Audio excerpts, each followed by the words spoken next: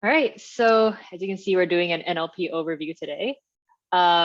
Just to start, I think it's important to just clarify exactly what NLP is, because I feel like the term NLP does get thrown around a lot, and exactly what part of the project does NLP compose of, right?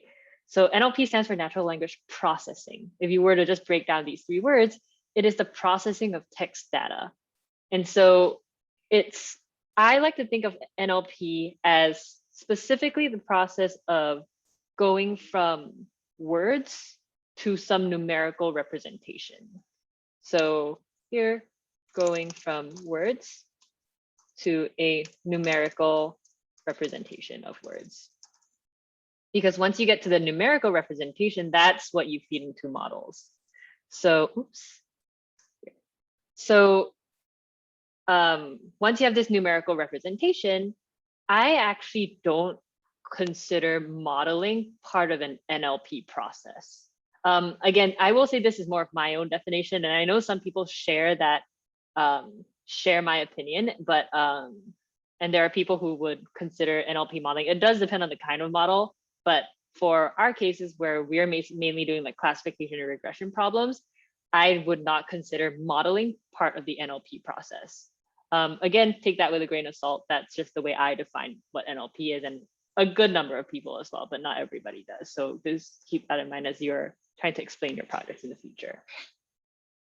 So to start, yeah, NLP is the process of going from text to numbers, because numbers are the only ways currently that machine learning models and any model can, utilize your data. This also begs the question, actually, this is a really good question that Sawyer brought up at a 101. What about libraries like TextBlob or Vader? Is that considered NLP? And so my answer to that is technically yes, right? TextBlob and Vader, and for those of you who are not familiar, TextBlob and Vader are mainly like pre-built libraries for sentiment analysis. You have a chunk of text, feed it into some of TextBlob or Vader's methods, you can get like some numbers for sentiment. So they are doing NLP. If you were to use TextBlob or Vader, I would say that you are not doing NLP, if that makes sense. So TextBlob and Vader do have, built in a lot of NLP processes, because they have to take the words that you're inputting, because you have your words as a string, probably. They're taking the words that you're inputting and outputting some number out of that. That is TextBlob or Vader doing NLP. I would say I would not consider this as you doing NLP project. So if TextBlob or Vader is an NLP component of your project, I would not label your project an NLP project just because everything is done for you. So technically, yes, but because all processes are already built in, these are already built in, you are not exactly doing NLP.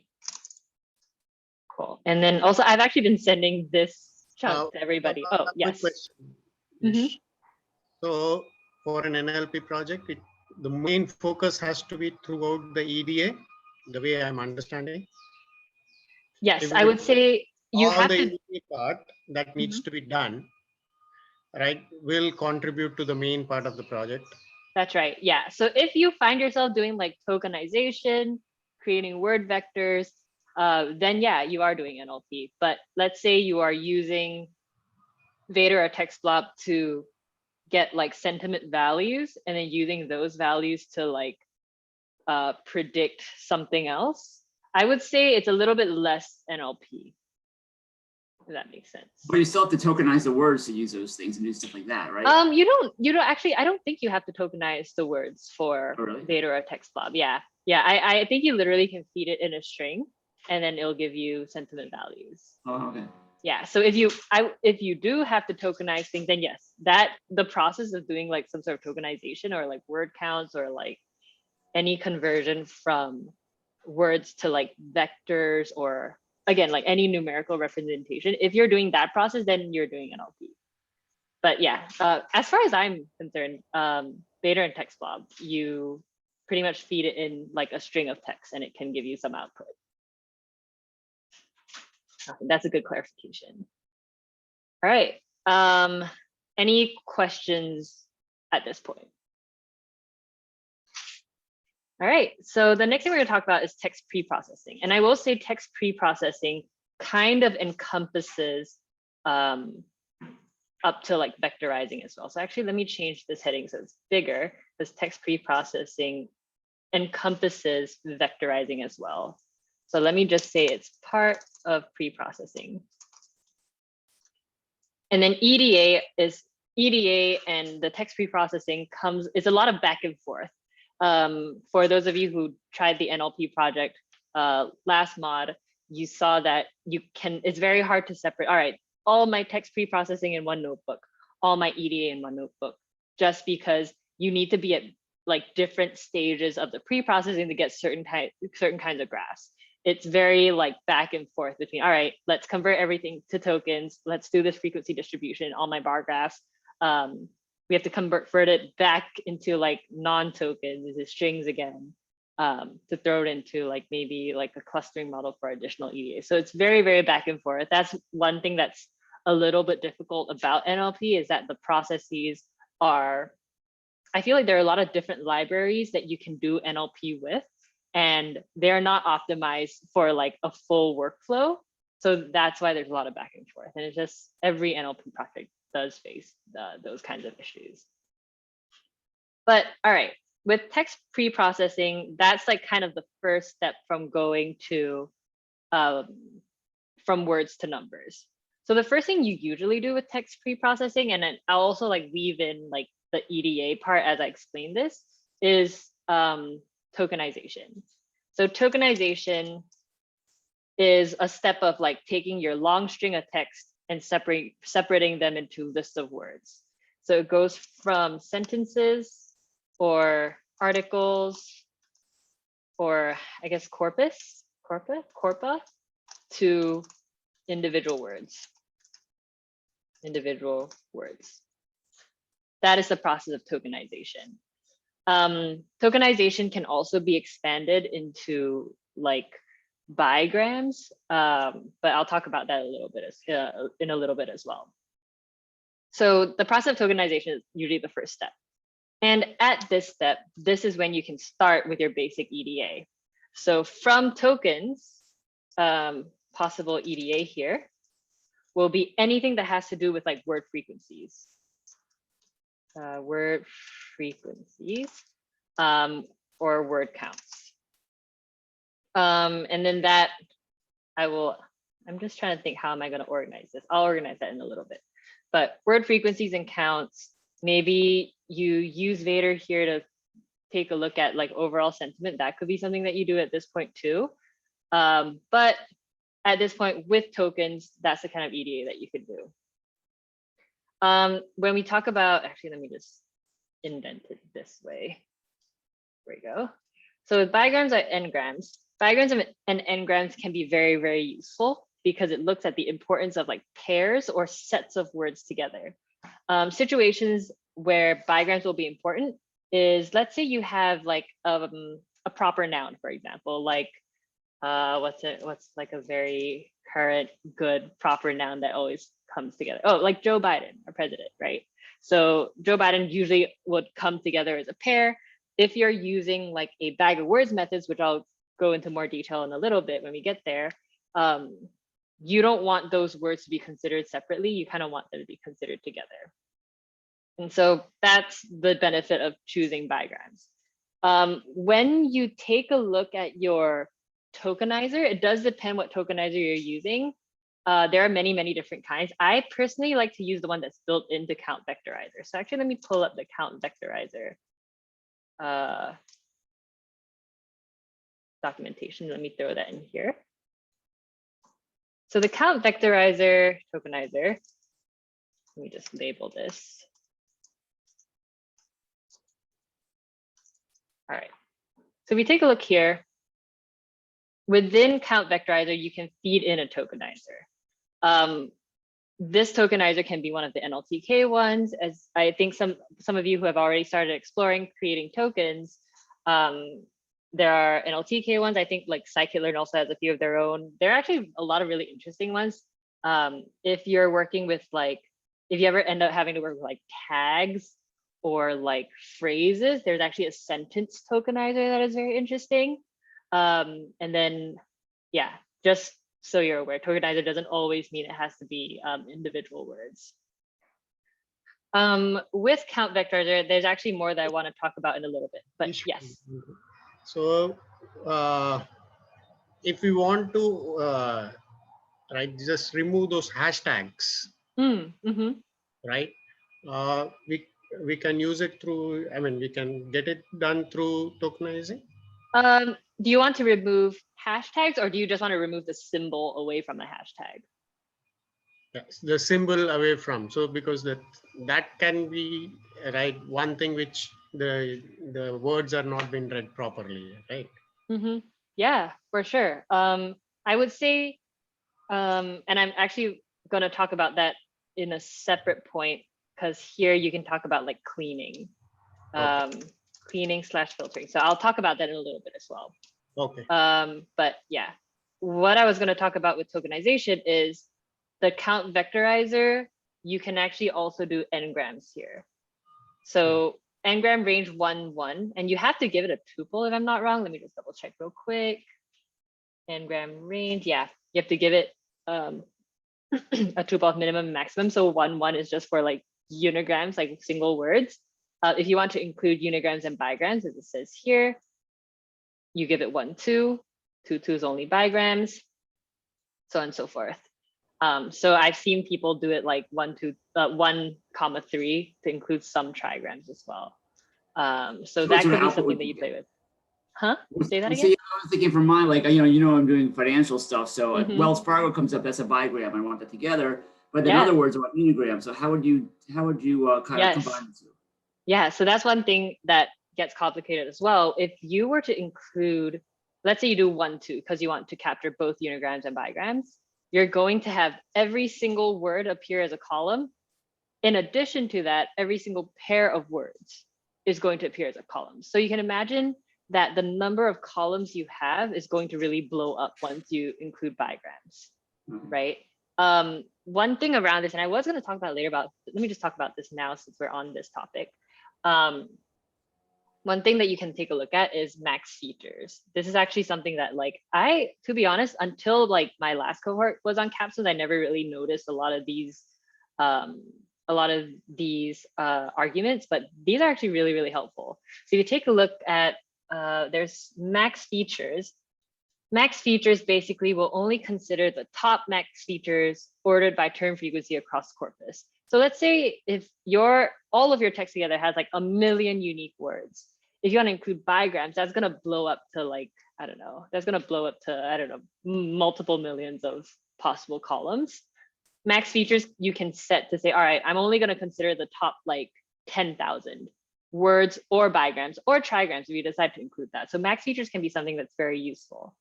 Something that's similar, and it does depend on how you want to filter. There's also min and max df.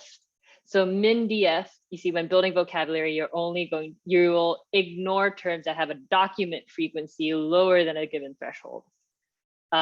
So what this means is if a word doesn't appear more than once in a single row, you're not even going to consider that word, which could be an interesting thing to play around with. Same for max df. So you don't want to have like overly frequent words, and you can actually tune these alongside each other. I, to be honest, have not spent a lot of time with these arguments just because I have recently been enlightened to this, but I think you could, one, if you find that you have a lot of columns and your models are taking forever, this would be a really good thing to play around with to try and cut down the number of features in like a more like scientific way. And it's up to you. I think like tuning all of these three together might be interesting, or maybe you just pick one if like, if it's not as important to you how things are being cut off. Since we're on this, let's see if there's anything else that is important. Right, okay, so since we're here, and the next thing I'm actually going to talk about is like filtering and cleaning. If you have a stop words list, you can actually feed that into your vectorizer as well. That's really, really neat. So you can just, if you have like a list of stop words or a set of stop words, you can feed it in as an argument here. By default is none, but you can give it like English and it will use, I believe scikit-learn's built-in English vocabulary. So, or if you have your own list, which you probably will, depending on like what your context is, I think you would end up adding your own stop words anyways. You can use that here. All right. I'm going to come back to this in a little bit as well. So if you have any more questions about count vectorizer, we can talk about it then. All right, so tokenization, it really depends on when you need your tokens. I do think that, you know, sometimes you don't want to go into your count vectorizer first and then go back and do EDA, because count vectorizer is seen as like, I only do this right before modeling. So it's really up to you what methods you want to use. You can always go to count vectorizer and then undo the count vectorizer. That's also an option. But yeah, the processes are not going to be as like straightforward as like with regular modeling, unfortunately. All right, next is cleaning and filtering. We talked about this pretty briefly. I think all of these we talked about pretty briefly because we're just getting used to NLP last mod. But main things with cleaning and filtering, and some things to consider as well. Getting rid of stop words, as I just mentioned. Stop words is probably the first thing you want to think of cleaning, especially if you're using a bag of words model. If you're planning on using, not model, but if you're planning on using bag of words vectorizers, especially if you're using bag of words methods. Because you don't need a column for the word the or the word and. You don't need columns there. Or maybe you do, depending on context, right? So stop words is definitely one thing.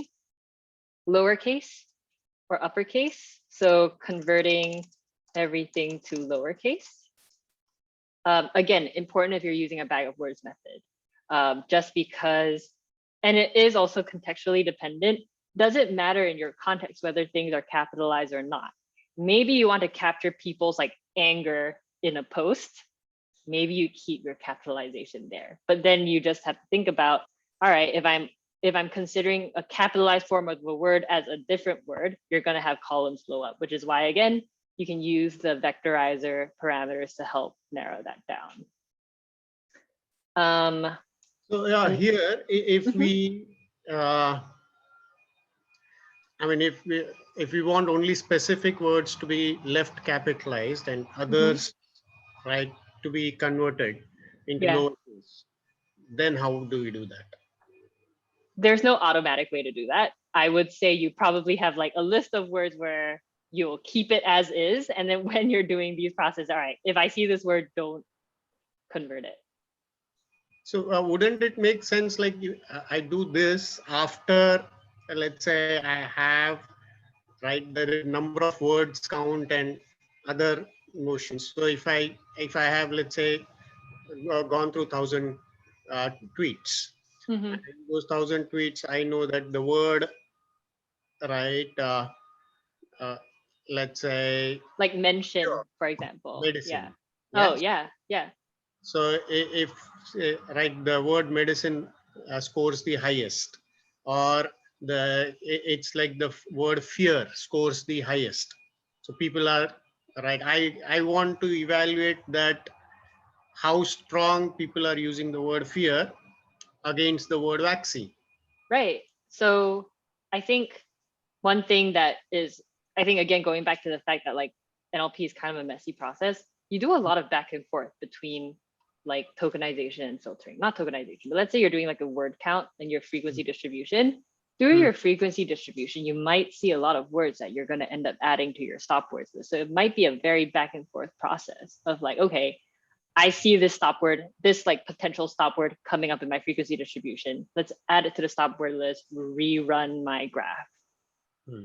Yeah, so it's going to be a very like back and forth process. It's just how it is. Oh, okay. The last main thing I want to talk about here is lemmatizing. I think lemmatization versus stemming, I think there's a little bit of confusion when I went through it because I talked about both. So stemming versus lemming, or lemmatizing, sorry. So stemming and lemmatizing are two different processes, and you usually just choose one. It is usually preferred to do lemmatization. And again, each of these are like converting a word into its root. So no plurals or like ing words, for example. So yes, lemmatization came after stemming, and lemmatization is preferred because lemmatizing outputs an actual word, but stemming cuts off the end of words.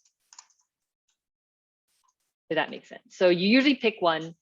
Now people usually choose to lemmatize, but you might have a reason to do stemming instead. Really depends on the project, but most people do lemmatization. So that I think rounds out like the cleaning and filtering part. And when basically filtering is like getting rid of words that you don't want to have, or getting rid of like, maybe you have words in a different language that you don't want to consider. Perhaps you have, as Kishore mentioned, like you have hashtags or mentions. Those will be things that you want to get rid of in this process. And again, have to reiterate that these are like back and forth processes. Okay, so here we talked about bigrams and n-grams. You can create, oh no, what happened? N-grams through the vectorizer. There you go. All right. Any questions about like this pre-processing? Yeah. Wait, so if you're doing like find the counts of all the like frequency distribution, would you want to do that before lemmatizing or after both and just check out the differences? That part is really up to you. Yeah, I think. Yeah, it would be a back and forth thing, because let's say I know you're dealing with customer complaints that maybe they have like the word I don't know, lagging for maybe they're using some sort of technology and it's just really slow. Maybe it's like it lags, it's lagging, there's a lot of lag. And let's say for some reason that is like your top 3 of your most used words when you plot your frequency distribution. That could be an interesting insight. Maybe you want to keep that graph, but then also lemmatize because they essentially have the same meaning. So it's like, yeah, it's a very like back and forth, and always, I think it's always important to like remember your context when you're seeing your results in your graphs. But yeah, that's a good segue because we're going to talk next about EDA. So basic EDA, as I mentioned before, word counts, word clouds work best for presentations.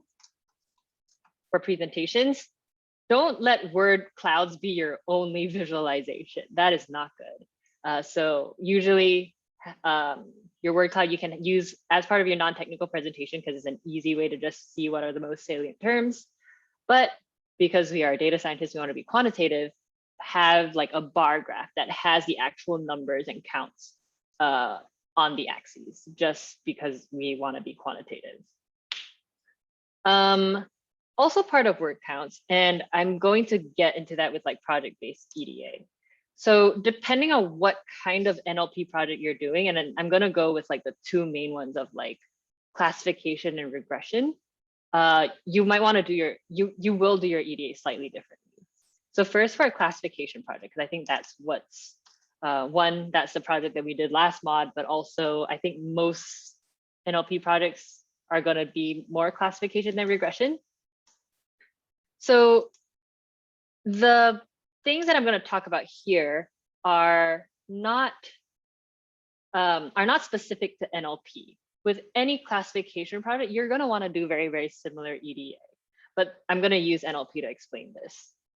So if you're doing classification, and if you want your EDA to tie in well with your model, you have to think about, all right, how can I see the differences between my classes? Because that's how most models work, right? If let's step back from NLP, and let's say we want to measure like if a day is going to rain or not, and let's say we have temperature, and mainly on cooler days it rains, on hotter days it doesn't rain. And that's how your model kind of learns, right? It learns to say, all right, I've seen a temperature that's a little lower than average, more likely it's going to rain. If I'm seeing higher, it's not going to rain as much. we have to think about words in a very similar way.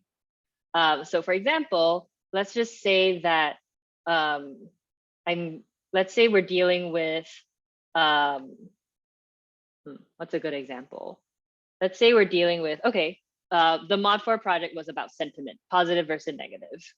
I think it's pretty obvious, or I guess, yeah, you can assume that when you do the frequency distribution for each class, the word bad, awful, terrible is going to turn up a lot in negative ones, and the words like good, great, awesome come up more in positive. So you want to highlight those differences in your EDA. And you do that, you can honestly do that just by plotting the frequencies for different classes. So maybe just doing like a word count per classes. And that's great. Now think about a situation where you have class imbalance. And I know a lot of us are probably going to deal with class imbalance. With any classification problem, there is a very high chance of class imbalance. Let's just say you have like a 90-10 split. So let's say I have like 90% negative, 10% positive. And with my word counts, obviously, the word good is not going to appear as much in negative tweets. Let's just use tweets for now. So let's say the word good came up like 100 times in negative tweets, but also in positive tweets, it also turned up 100 times just because there are fewer tweets. So when you do a frequency distribution of that, yes, you have the relative, you have like the relative word count to other words, but it's going to see, all right, 100 times the word good has come out in bad tweets and in good tweets. Is the word good as important? So the way to get around this and the most meaningful visualization you get here is comparing normalized word counts. So compare normalized word counts. So if we remember, if we do a value count with pandas, it would literally tell you like how many times each thing has come up, right? If we do it normalized, it just does that as a proportion of all words. So in the situation where, with a lot of bad tweets and the word good came up 100 times, maybe that's only like 1% of all words, but 100 words in the good tweets, 100 occurrences of the word good in good tweets, let's say that's 50%. And that kind of difference is what we want to highlight. So that's why we're comparing normalized word counts. If you want to do it a little bit more advanced, you can actually do an operation between both. So as an example, take the normalized word count of the word good. And then let's just say it is 10% for negative and 50% for positive. And find the normalized word counts. Find the normalized word count. And take the difference between both. So it would be 0.5 minus 0.1. This number will basically tell you how much more important is a word to one class versus others. Does that make sense? So basically, the word good is going to show up as a more important feature because there's a big difference between these numbers. Any clarification needed? All right, so what if I have a multi-class situation, right? With a multi-class, how do you take the difference between like multiple numbers? For multi-class, it's going to be a little bit trickier. You're going to have to do a one versus all approach per class, which can be argued that then is it worth doing this? So if it's a multi-class problem, I actually would suggest not doing this at the start, but doing this at the end after you get your feature importances. So because at this point, when you have like the differences, and if you only have two classes, this calculation is very, very easy to do.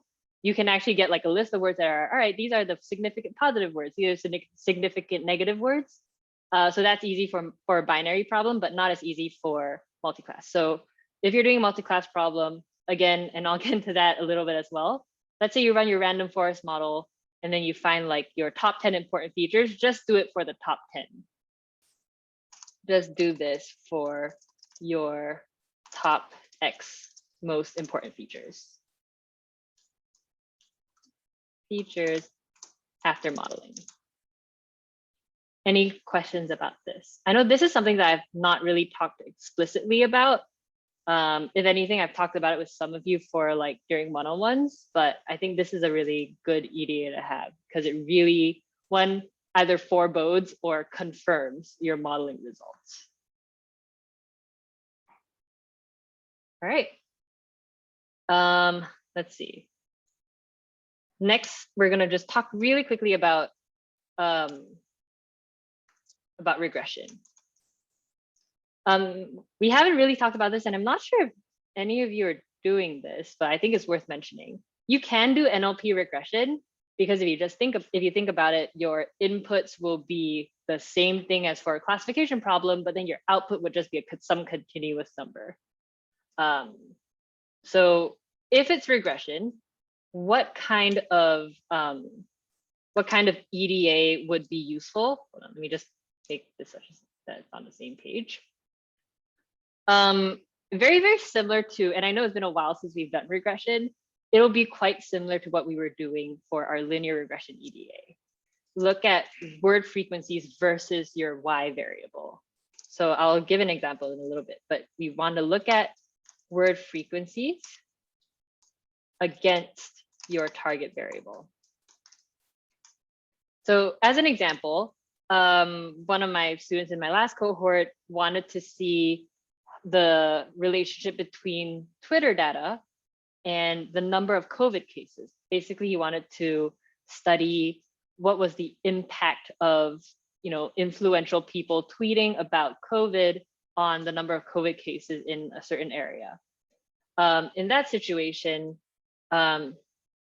you will do your count vectorizing first.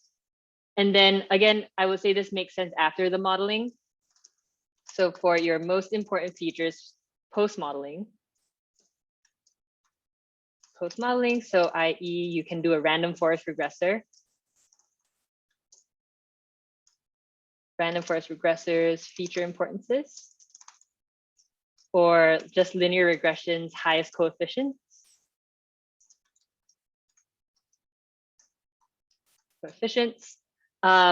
Literally plot like a scatter plot of word count versus target variable. Word count versus target variable as a scatter plot. And I think that would be pretty useful. Word count for a single word appearing in each row versus target variable as a scatter plot. Does that make sense?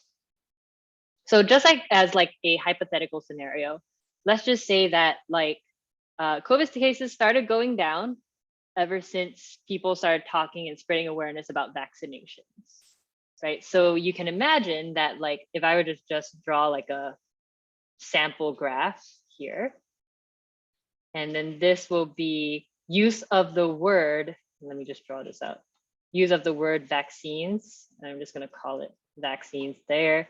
And then this will just be like your number of cases. You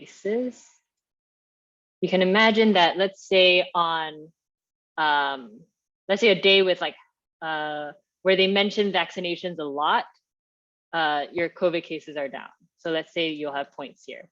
And then on days where you don't have much talk about vaccinations, you have high number of cases. Of course, I'm very grossly simplifying this scenario, but basically through this EDA, which could be pre or post modeling, you can draw the conclusion that, all right, the relationship between number of cases and the use of the word vaccinations kind of looks like this. And this would be really, really good.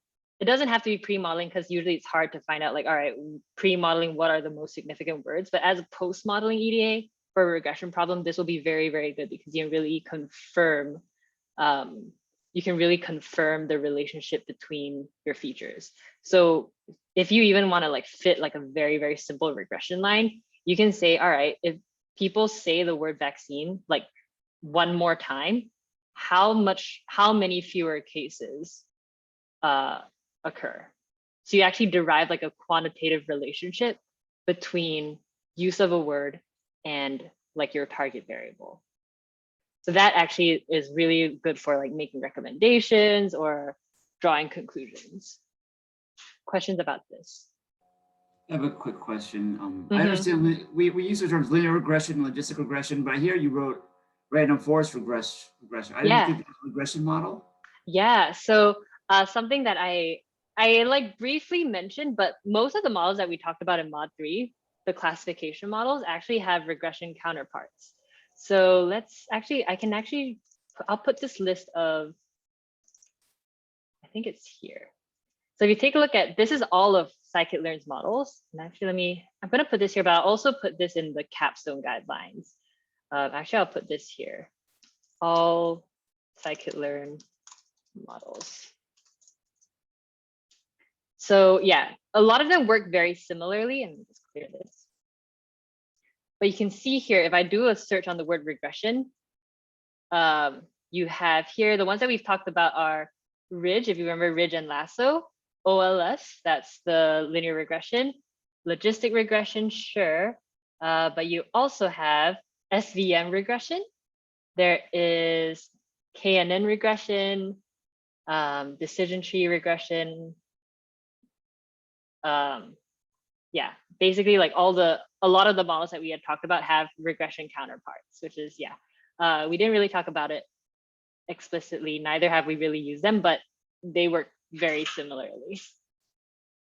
So yeah, if any of you are doing regression projects, highly recommend that you don't just use linear regression, but XGBoost has a regression too. So that one usually performs pretty well. And yeah, neural networks can also do regression. Cool. Yeah, that's a good thing to clarify as well. Okay, cool.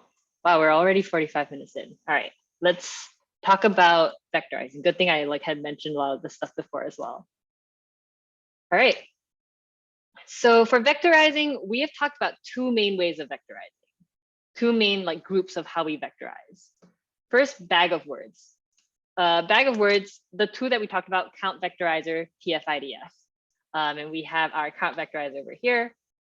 I already mentioned the important parameters that you might want to tune, so I won't go into those again. But I'll list them out after this session. But bag of words, when you want to use a bag of words, if you care about specific usage of specific words, the use of specific words, not so much the order of words being used. And sometimes you don't know off the bat whether you care about this more versus using something like word embeddings, but it could be something that you test out. And it doesn't always, I feel like there is a misconception that word embeddings always performs better. That's not always the case. And I'll talk about why that is when we get to word embeddings. So count vectorizer, we talked about just, word counts of everything. TF-IDF, something similar, but re-weights the words based on how unique they are to the one row. Something that I also want to mention is, let's say you're trying both count vectorizer and TF-IDF. If you want a very, very direct comparison, because TF-IDF also, here, TF-IDF, TF-IDF has the same arguments that I was talking about earlier with the max DF, max features. With the same parameter set, you might end up with different words in count vectorizer and TF-IDF. It does kind of depend on which one as well. So something that I think is just useful to know if you are curious is that there's something else called TF-IDF Transformer. I actually didn't know that is documented over here. But let's say you have a count vectorizer and you don't want to redo the transformation. You can actually just apply TF-IDF Transformer on top of count vectorizer instead of going directly from raw text to TF-IDF. So that's just a different workflow. It really depends on whether you want to do that or not. So just so you're aware, if you come across TF-IDF Transformer and Vectorizer, they are two different things. TF-IDF Transformer works on something that has already been count vectorized. So let me just take that down. TF-IDF Transformer works on something that has already been count vectorized versus Tfif Vectorizer. Right, just so you all are aware. So that's a bag of words method. And usually right after you do this is when you put everything into your models. Next is word embeddings. Now, word embeddings is a little bit more, I would say you lose a lot of interpretability once you go to word embeddings. Because if you were to put like your bag of words methods into a model, you can extract like important features or coefficients. Once you go to word embeddings, you lose that ability. But word embeddings do have a pro in which it embeds a lot of context and meaning. So word embeddings are essentially pre-trained numerical representations of text. Yeah, representations of text.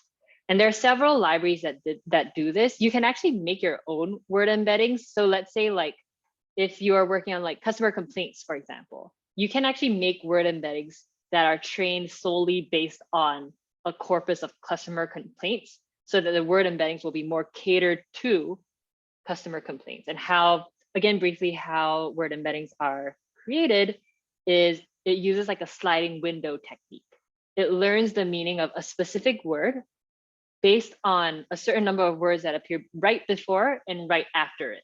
So it contextualizes the meaning of a word rather than using like a strict dictionary definition, and is also stronger than bag of words because bag of words does not care at all about the meaning of a word. It just looks at, all right, this word appears often. So that's why word embeddings are a lot more powerful. Well, in some scenarios, if you care about like subtext, if you care about things that are not the word itself, if you care about the order of words, word embeddings can also be great. So there's one more thing that I want to talk about that I don't think I made very clear the last time, or when we first talked about word embeddings. There is a difference between word embeddings versus document embeddings. So word embeddings, I personally like to use the library GenSim. And if you go into my notebook where I talked about word embeddings for the first time, it's my second NLP notebook. I'll actually hyperlink this here afterwards. I actually use these two libraries. Word embeddings for GenSim, because GenSim is good at finding you the vector for specific words. And then what you can end up doing is, let's say you have like a tweet with 20 words. You can get the document, your document embedding by just averaging all the embeddings. By doing that, you lose the order of the words, which may be something you care about, maybe not. Document embeddings create an embedding that still takes into context the order of words. And that's using the library Spacy. I will say each of these, you do have other libraries that are able to do the same thing, but I do recommend using those just because those are like the easiest pipelines to do so. So yeah, document embeddings are stronger than word embeddings because it actually takes into context words used together.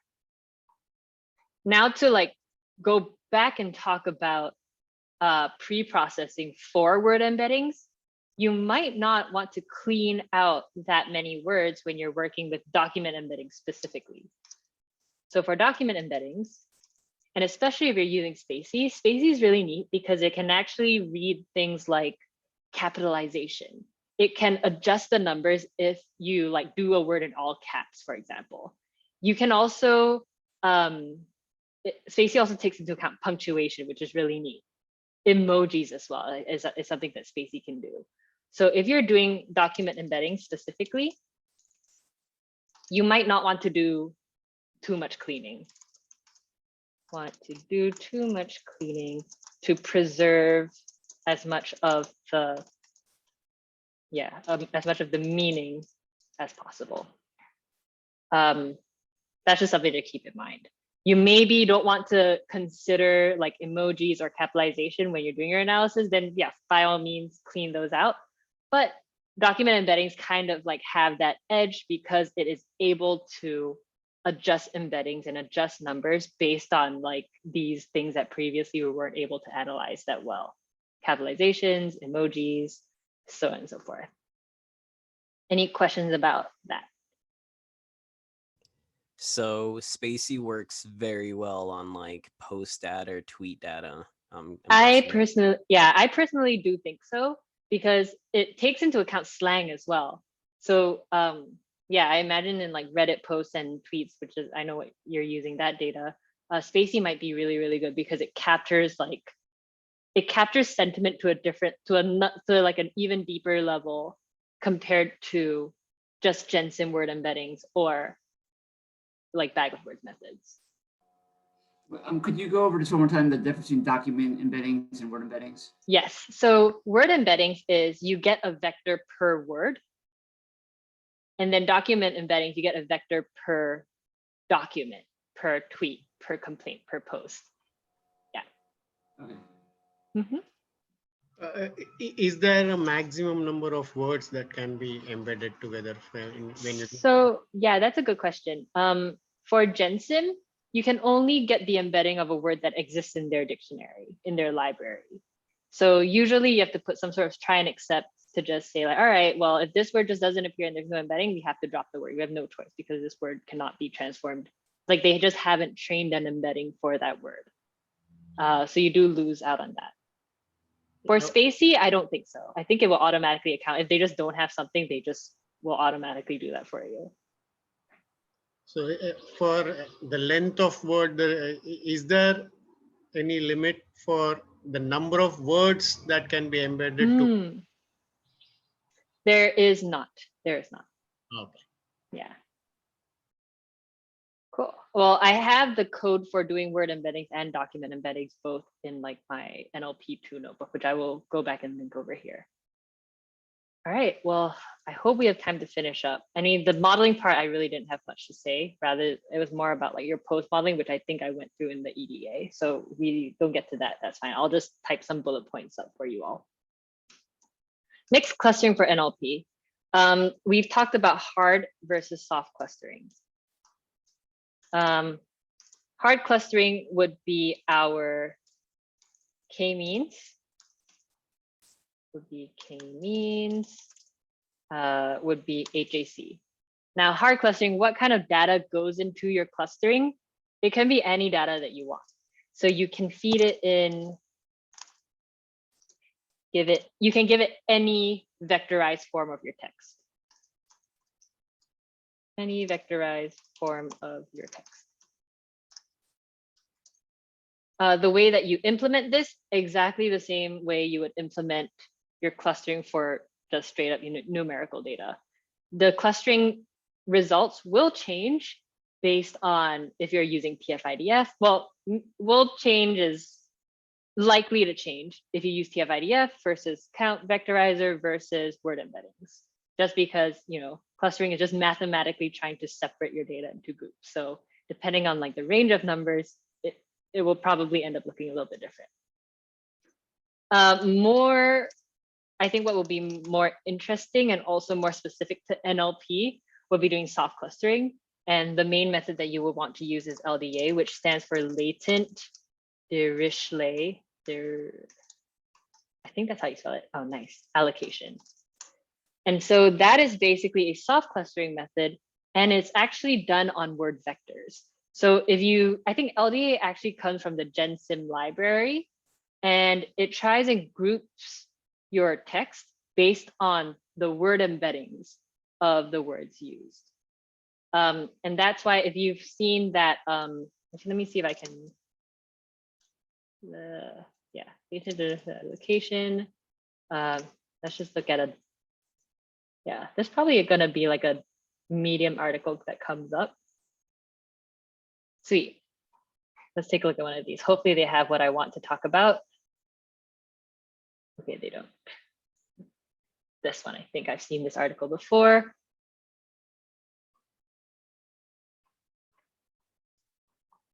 Okay. Pi LDA viz is what I wanted to show you all. There we go. So if you've seen this Medium, okay. If you've seen this visualization, this is what LDA does. LDA is a clustering method, but it's soft clustering. So it assigns like probability of a text being in each cluster. So in this case, it looks like they set what, 7 clusters, 1, 2, 3, 4, 5, 6 clusters. I don't know what that middle stuff is. Maybe there's stuff that I don't know. So let's say this is 6 clusters, and this is an interactive output, which is really neat because once you hover over a certain cluster, in this case, they've hovered over cluster 1, you can actually see what the important terms are that make up that cluster. So this looks like, and I mean, again, with all clustering, it's up to you to decide what you want to label each cluster. So here it looks like it's Hanukkah, Fossil, Guru, Barbie, Saj. I don't know what this is. I don't know what kind of text they clustered, but hopefully if you have some text that is more relevant to each other, you would see main salient topics being presented here. So maybe this topic 1 would be something about, I see Hanukkah. So let's say this is like a holidays cluster. And then you roll over to a different one. Maybe it is a cluster talking about food, for example. So you actually do end up seeing things like that turn up when you run your data through LDA, which is super interesting. Now, when do you want to do LDA in your project? It really depends. I think LDA can be a very, very strong EDA tool.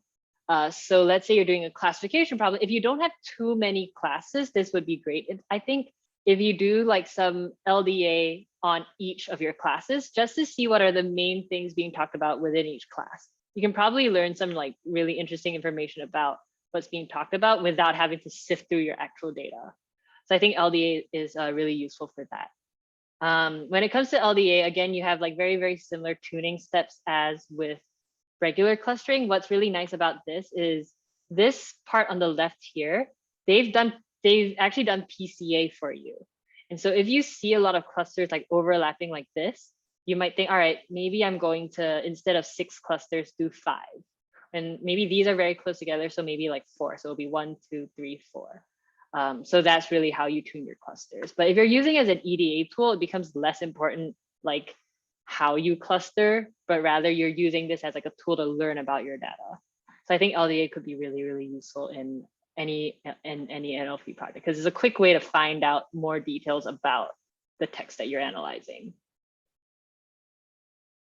Cool. So I'll link more documentation on LDA here in a little bit after this as well. And LDA is basically only works on vectors. It has to be vectorized before you can use it. Yes. But Gensim also, because it comes out of the Gensim library, I wonder if they have it here. I'll link a walkthrough, and I actually in my notebook, I have code as well, that same notebook with all the word embedding stuff. They kind of do it for you. So you don't have to do the word embedding separately and then feed it in. There's different pre-processing steps that you can take. I don't remember, I believe you have to like create like a word dictionary. You have to create like a list of words. I believe you feed it in tokens as well. I don't remember off the top of my head, but I do have the code in a notebook on my study group notebook. And I'll also link a couple of walkthroughs on this document as well. All right, the last thing I want to talk about, and we're good on time, I think. Regardless of what kind of modeling that you do, and for all of you that are here, you're doing either classification or regression, and this is not something that is just for NLP, very, very important to do some post-modeling analysis. For classification, looking at important features, what features lead most to classifying something? I think I talked about that when I talked about EDA. That's going to be most likely the information you're going to use to make like recommendations or strong conclusions that are derived from your modeling. And that is something that people want to see, right? Because as we know, almost anyone can like put together the code, automate some modeling, and then give you like, I don't know, like a 98% accuracy, for example. But it takes like another level of critical thinking and another level of analysis to be like, all right, my model's 98% accurate. Why is it 90% accurate? And what are features? Let's say I want to optimize everything to be, I don't know, let's say I want to encourage my customers to be more satisfied with my project or with my product. Include more of this in, I don't know, something like that. So it's really through the post-modeling work that you really get into like the deriving insights, deriving actionable items for people making decisions. And so this is the part that for all of your past projects was a little bit less important, because in your past projects is more about like, the main modeling processes. But for this capstone, I'm really, really going to look out for, are you able to derive insights from your modeling? Because I think in the past, a lot of these insights have come more from like pre-modeling EDA. In some cases, that's really the only thing that you can do, depending on like your project as well and the kind of data. But I do think it'll be like a really, really good thing to show on your resume if you're able to derive conclusions and insights from your model. So like using feature importances, using your coefficients, going back to confirm relationships through like additional EDA. And with your with your individual projects, we can, when we get to that stage, I'll make sure to talk about that with you all. All right, well, I hope this was helpful. I'm going to like add a few more hyperlinks onto this doc by tomorrow. So I'll send you, you already have the link to this. So if anyone wants to like get started and like, I don't know, organize their thoughts with their project, feel free. But I will post a recording to this and add more notes to this by tomorrow. Cool. So we are on week 3. Next week is week 4. On week 5, so on the, let me pull up the calendar real quick. Not next week, but the week after, on April the 5th, we're going to do a round of very informal presentations. Just want to prepare you all that we're going to do informal presentations. And on Monday, I'll talk about what that's going to look like. You don't have to prepare slides, although some people have found that that's more helpful. But I just wanted to give you all a heads up that we're going to do informal presentations that day. All right, and then next week, what I plan to talk about is 1, how to do these informal presentations, and probably another deep dive. I'm thinking either like time series, or what's something else that a lot of people are working on. I was thinking time series or maybe clustering. So I'll do like deep dives on one of the days next week. All right, as usual, any questions, let me know. Again, you can feel free to book extra one-on-ones for next week, and I will talk to you all back here on Monday. Bye, everybody. Bye. Thanks, Ish.